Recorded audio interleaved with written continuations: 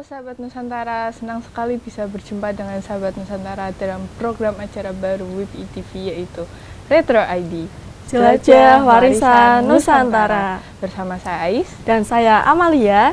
Selama 30 menit ke depan kita akan menemani sahabat Nusantara di rumah. Tapi sebelumnya gimana kalau kita perkenalan dulu tentang program acara kita, Kak Mel? Boleh banget Kak Ais. Jadi Retro ID itu program acara tentang apa sih, Kak? Jadi Retro ID ini merupakan singkatan dari retrospeksi yang artinya mengingat kembali peristiwa-peristiwa di masa lalu, dan ID yang artinya Indonesia. Nah, nantinya program ini tuh bakalan ngebahas tentang peristiwa-peristiwa di masa lalu yang pernah terjadi di Indonesia, Kak Ais. Oh begitu, jadi kayak ngebahas tentang sejarah-sejarah Indonesia gitu ya, Kak? Betul banget, tapi yang ngebedain Retro ID sama program sejarah lainnya adalah Retro ID ini bakalan ngebahas tentang sejarah di tiap-tiap provinsi di Indonesia dari Sabang sampai Merauke, yang tentunya sejarah ini belum pernah diajarin di sekolah. Nah, tujuan dari program ini adalah agar generasi kayak kita nih, generasi Z, agar tidak melupakan sejarah. Karena bagaimanapun juga kan sejarah ini merupakan suatu identitas bangsa ya Kak Is ya. Iya, wah kelihatannya menarik ya. Kalau sejarah dari Sabang sampai Merauke, berarti episode 1 kali ini kita ngebahas dari Provinsi Nanggroe Aceh Darussalam ya? Betul banget Kak Ais, hari ini kita bakalan ngebahas sejarah dari Provinsi Nanggroe Aceh Darussalam, yaitu sejarah tentang penerapan hukum syariat Islam di Aceh. Aceh ini jadi satu-satunya provinsi di Indonesia yang menerapkan hukum syariat Islam loh. Tapi sebelum kita bahas tentang penerapan hukum syariat Islam di Aceh, gimana kalau kita bahas tentang proses masuknya agama Islam di Aceh lewat video berikut ini, Kak Ais? Setuju. Check this out.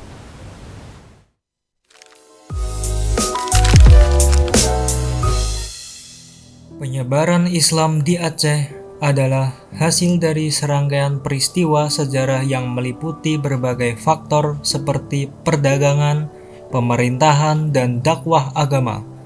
Berikut adalah beberapa tahapan penting dalam sejarah penyebaran Islam di Aceh. 1. Kedatangan agama Islam di Aceh. Islam pertama kali masuk ke Aceh melalui jalur perdagangan laut di Samudra Hindia, dibawa oleh perdagangan Arab, Persia, dan India pada abad ke-7 hingga 8 Masehi. Kedatangan awal ini mempengaruhi sebagian penduduk setempat untuk memeluk agama Islam. 2. Pemerintahan Islam pertama. Setelah masuknya Islam, muncul beberapa kerajaan Islam di Aceh yang berperan penting dalam penyebaran agama ini ke daerah lain. Kerajaan Islam pertama di Aceh adalah Perlak, yang didirikan pada abad ke-9 Masehi oleh Sultan Alaiddin Sayyid Maulana Abdul Aziz Shah. Ini menandai awal penerapan Islam secara formal di Aceh. 3. Kejayaan Kesultanan Aceh. Pada masa pemerintahan Sultan Iskandar Muda 1607 sampai 1636, Aceh mencapai puncak kejayaannya sebagai pusat kekuasaan Islam di Nusantara. Di bawah kepemimpinan Sultan Iskandar Muda, Aceh menjadi pusat pendidikan Islam yang penting di Nusantara. Dayah, pondok pesantren dan masjid-masjid dibangun di Aceh sebagai pusat pendidikan agama dan tempat praktik spiritual Sufisme. Para ulama dan tokoh Sufisme memainkan peran penting dalam memperkuat identitas keislaman masyarakat Aceh serta membentuk tradisi keagamaan dan spiritual yang kuat di wilayah tersebut. 4. Perlawanan terhadap penjajah. Pada awal abad ke-19, Aceh menjadi pusat perlawanan yang gigih terhadap upaya kolonialisme oleh Portugis dan Belanda. Perlawanan ini seringkali didasarkan pada identitas agama yang memperkuat posisi Islam di Aceh. 5. Islam di Aceh setelah kemerdekaan. Setelah kemerdekaan Indonesia pada tahun 1945, Aceh tetap mempertahankan tradisi Islam di bawah hukum nasional yang berlaku di Indonesia. Namun, pada tahun 2001, Aceh diberikan otonomi khusus untuk menerapkan hukum syariah Islam di wilayahnya. Melalui serangkaian peristiwa sejarah ini, Islam menjadi agama dominan di Aceh dan memiliki pengaruh yang kuat dalam budaya, kehidupan sosial, dan politik di wilayah tersebut. Sejarah penyebaran Islam di Aceh mencerminkan perjalanan panjang dan beragam agama tersebut di wilayah Nusantara. Wah, ternyata masuknya Islam di Aceh sampai sekarang menjadi agama mayoritas itu membutuhkan waktu yang sangat panjang ya, Kak. Betul banget Kak Is, banyak para ahli juga berpendapat kalau Islam ini masuk ke Indonesia melalui Aceh. Tapi tahu nggak sahabat Nusantara, kalau ternyata sebelum agama Islam ini dianut oleh masyarakat Aceh, ternyata ada agama lain loh yang sudah dianut oleh masyarakat Aceh. Oh iya? Agama apa itu, Kak? Jadi ada beberapa ahli yang menyatakan kalau agama Hindu ini pertama kali dianut oleh masyarakat Aceh sebelum mereka menganut agama Islam. Seperti Julius Jacob, beliau ini merupakan seorang ahli kesehatan yang pernah bertugas di Aceh pada tahun 1878. Nah, katanya kalau pengaruh Hindu ini terlihat dalam nama-nama tempat di Aceh dalam bahasa daerah Aceh. Terus dalam ranah sastra juga, Aceh ini memiliki keterpengaruhan dari agama Hindu, yaitu seperti adanya Hikayat Sri Rama dalam bahasa Melayu yang dikenal sebagai saduran Kakawin Ramayana karya Walmiki. Tapi mungkin aja nggak sih kalau agama Hindu ini pernah dianut oleh masyarakat Aceh sebelum mereka menganut agama Islam, Kak Is? Mungkin aja sih menurutku, apalagi kalau diperlihatkan dari interaksi pergaulan, terutama dalam bidang perdagangan antara Aceh dan India pada masa itu, maka dapat dikatakan bahwa agama Hindu adalah anutan masyarakat Aceh sebelum kedatangan Islam. Oh, jadi mungkin aja ya Kak ya. Iya. Banyaknya kerajaan Islam di Aceh kan juga menjadi salah satu faktor kenapa agama Islam ini bisa sebesar sekarang di Aceh. Tapi sebenarnya ada beberapa kerajaan sih Kak yang pernah berdiri di tanah Aceh. Seperti yang sering kita ketahui itu kan ada kerajaan Pasai ya. Tapi ada nggak yang lain selain kerajaan Pasai? Setahu aku ada 4 kerajaan Islam, yaitu yang pertama Kerajaan Perlak yang memerintah dari tahun 840 Masehi sampai 1292 Masehi. Yang kedua itu Kerajaan Samudra Pasai yang memerintah dari tahun 1297 Masehi sampai 1336 Masehi. Terus yang ketiga Kerajaan Tamiang yang memerintah dari 1330 Masehi sampai 1366 Masehi. Dan yang terakhir Kerajaan Aceh Darussalam yang memerintah dari tahun 1496 Masehi sampai 1903 Masehi. Wah, ternyata banyak juga ya kerajaan yang pernah berdiri di tanah Aceh ya Kak ya? Iya, jadi itu ya sahabat Nusantara sekilas masuknya Islam di Aceh hingga saat ini. Islam menjadi agama terbesar di Aceh dan hingga Aceh memiliki julukan Serambi Mekah. Untuk segmen selanjutnya kita bakal ngebahas apa nih Kak? Untuk segmen selanjutnya kita bakalan ngebahas tentang sejarah kenapa Aceh ini bisa menjadi satu-satunya provinsi di Indonesia yang menerapkan hukum syariah Islam, Kak Ais. Wah, kelihatannya nggak kalah menarik ya. Jadi jangan kemana-mana, tetap di Retro ID. Jelajah warisan Nusantara.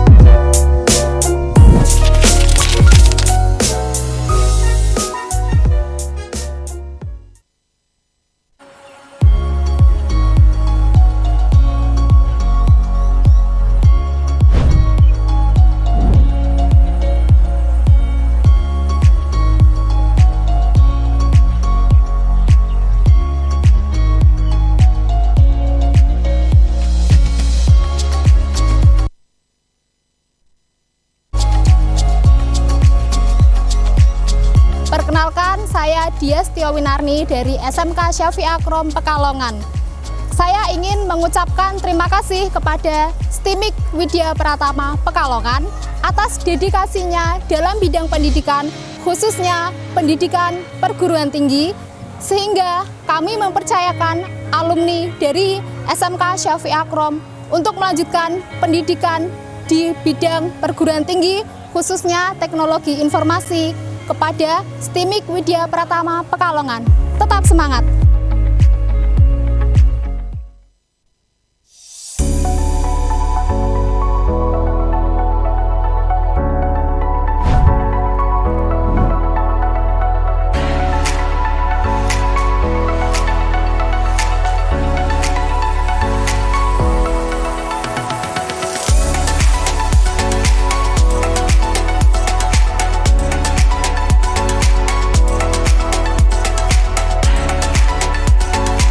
Assalamualaikum warahmatullahi wabarakatuh. Perkenalkan, saya Pak Jasno, guru dari SMK Negeri 2 Pekalongan. Sebelumnya berterima kasih pada STIMIK yang telah datang ke SMK 2 dan juga memotivasi kepada siswa kami SMK Negeri 2 sebagai salah satu alternatif untuk pilihan melanjutkan. Selain mungkin dari sekian anak itu ada yang mau bekerja atau di universitas lain, saya merekomendasikan STIMIK Widya Pratama Pekalongan ini sebagai sekolah lanjutan, ya, perguruan tinggi lanjutan yang selama ini satu sudah bekerja sama, yang kedua lulusan STIMIK diakui di dunia kerja, dan banyak dari kakak-kakak Anda yang telah masuk dan sukses di STIMIK. Terima kasih. Assalamualaikum warahmatullahi wabarakatuh.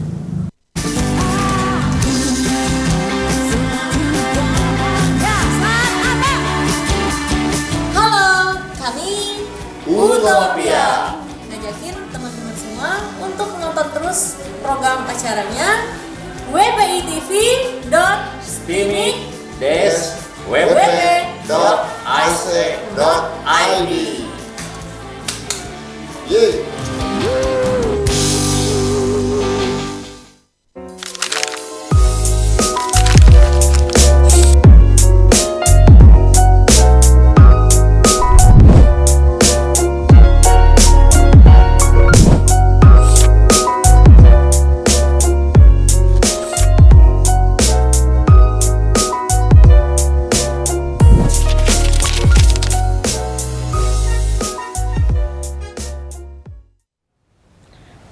Balik lagi di program acara Retro ID, Jelajah Warisan Nusantara.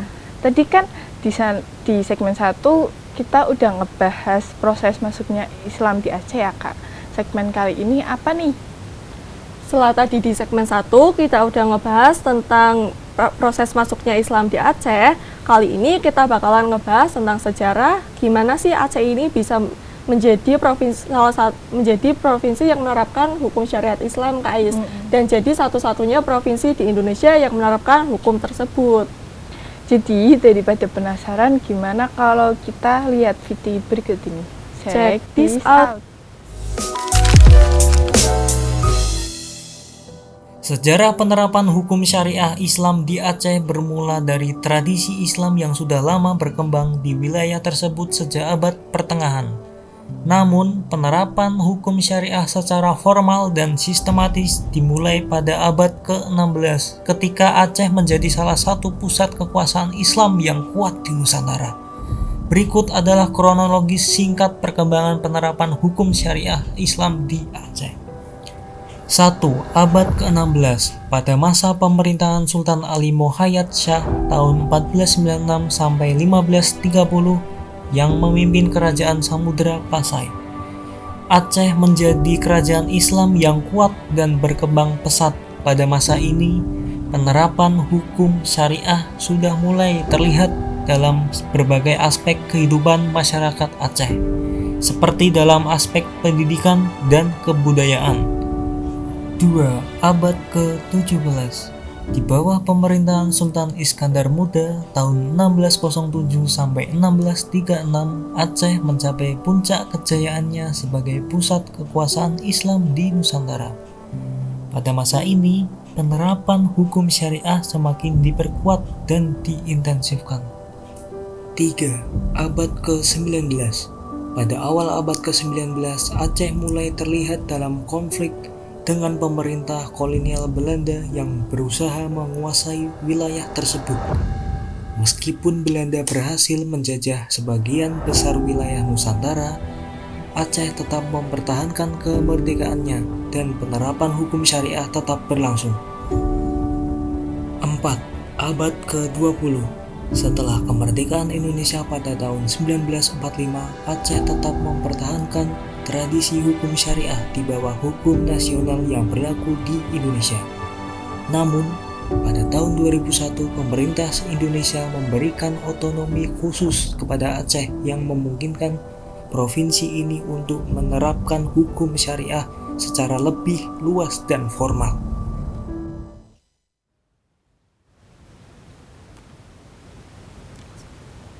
Wah, ternyata itu alasannya ya Kak Is ya, kenapa Aceh ini bisa menerapkan hukum syariah Islam dan jadi satu-satunya provinsi di Indonesia yang menerapkan hukum tersebut. Iya, betul banget Kak. Jadi pada tahun 2001, Aceh mendapatkan hak otonomi yang sangat luas, termasuk menerapkan syariat Islam di provinsi tersebut dari pemerintah sebagai upaya untuk mengakhiri konflik berkepanjangan antara pemerintah Indonesia dan gerakan Aceh Merdeka. Nah, untuk pelaksanaan syariat Islam di Aceh ini diatur secara legal melalui Undang-Undang Nomor 44 tahun 1999 tentang penyelenggaraan keistimewaan Provinsi Aceh. Nah, terus juga ada Undang-Undang Nomor 11 tahun 2006 tentang pemerintahan Aceh. Nah, kedua undang-undang ini menjadi landasan yang kuat bagi Aceh untuk melaksanakan syariat Islam secara menyeluruh atau kafah, Kak Is. Kalau penerapan syariat Islam di Aceh itu meliputi apa aja sih Kak? Nah, syariat Islam yang dilaksanakan di Aceh itu meliputi bidang akidah, syariah, dan juga akhlak, yang meliputi bidang ibadah, awal al-sasiyah atau hukum keluarga, muamalah atau hukum perdata, jinayah atau hukum pidana, qadha atau peradilan, tarbiyah atau pendidikan, dakwah, syiar, dan pembelaan Islam. Ketentuan pelaksanaan syariat Islam ini diatur melalui Qonun Aceh, Rais. Qonun Aceh itu apa sih Kak? Bisa minta tolong dijelasin biar sahabat Nusantara di rumah tahu nih, apa sih itu Qonun Aceh? Jadi sahabat Nusantara, Qonun Aceh itu merupakan serangkaian peraturan yang berlaku di Aceh yang didasarkan pada prinsip-prinsip hukum Islam. Qonun di Aceh ini memiliki peran sebagai peraturan daerah. Landasan hukum dari Qonun Aceh itu adalah undang-undang yang disahkan oleh Perda dan juga Undang-Undang Nomor 11 tahun 2006 tentang pemerintahan Aceh. Untuk mengesahkan suatu qonun itu sendiri diperlukan persetujuan dari Dewan Perwakilan Rakyat Aceh atau DPRA dan juga gubernur. Terus kalau Aceh menetapkan qonun sebagai peraturan yang berlaku di Aceh, hukum nasional masih berlaku nggak sih Kak? Tentu aja, hukum nasional itu tetap berlaku kalau di Aceh. Qonun di Aceh itu tunduk kepada Undang-Undang Dasar 1945. Dan dalam pelaksanaannya, Qonun Aceh itu tidak boleh ada yang bertentangan dengan hukum nasional, Kak Ais. Oh, paham. Jadi itu ya, sahabat Nusantara, tentang penerapan syariat Islam di Aceh. Untuk selanjutnya kita bakal ngebahas apa nih? Untuk selanjutnya kita bakalan ngebahas tentang salah satu fakta menarik diterapkannya Qonun di Aceh. Penasaran fakta apa yang mau kita bahas? Jangan kemana-mana, tetap di Retro ID, Jelajah Warisan Nusantara.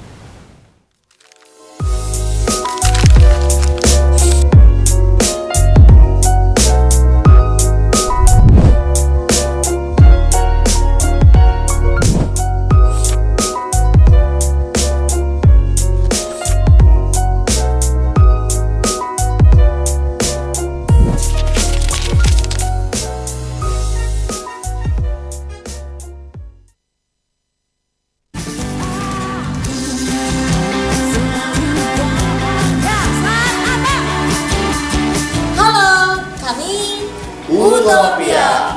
Ngajakin teman-teman semua untuk nonton terus program acaranya wpitv.stimik-wp.ic.id. Yeay.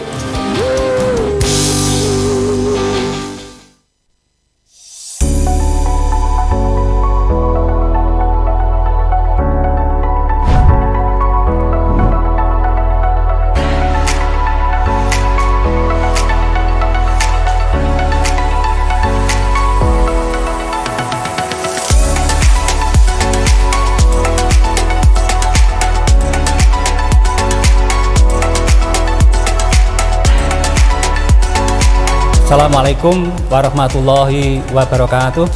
Perkenalkan saya Pak Jasno, guru dari SMK Negeri 2 Pekalongan. Sebelumnya berterima kasih pada STIMIK yang telah datang ke SMK 2 dan juga memotivasi kepada siswa kami SMK Negeri 2 sebagai salah satu alternatif untuk pilihan melanjutkan. Selain mungkin dari sekian anak itu ada yang mau bekerja atau di universitas lain, saya merekomendasikan STIMIK Widya Pratama Pekalongan ini sebagai sekolah lanjutan ya, perguruan tinggi lanjutan yang selama ini satu sudah bekerja sama, yang kedua lulusan STIMIK diakui di dunia kerja, dan banyak dari kakak-kakak Anda yang telah masuk dan sukses di STIMIK. Terima kasih. Assalamualaikum warahmatullahi wabarakatuh.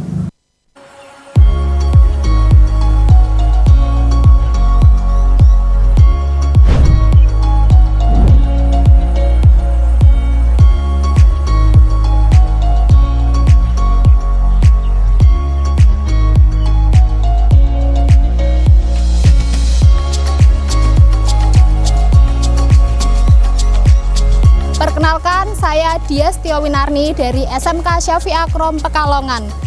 Saya ingin mengucapkan terima kasih kepada STIMIK Widya Pratama Pekalongan atas dedikasinya dalam bidang pendidikan, khususnya pendidikan perguruan tinggi, sehingga kami mempercayakan alumni dari SMK Syafi Akrom untuk melanjutkan pendidikan di bidang perguruan tinggi, khususnya teknologi informasi, kepada STIMIK Widya Pratama Pekalongan.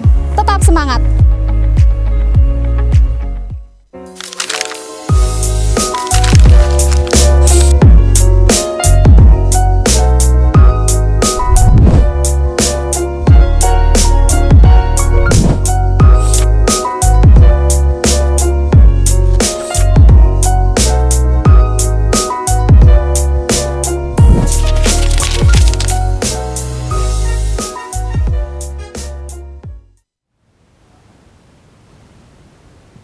Balik lagi di Retro ID, Jelajah Warisan Nusantara.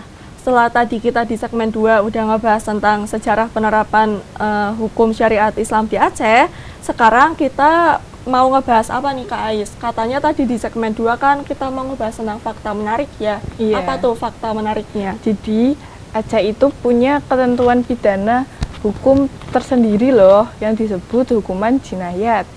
Oh ya, aku jadi penasaran nih tentang hukum jinayat ini Kak Ais. Daripada penasaran, gimana kalau kita langsung lihat video berikut ini? Check this out.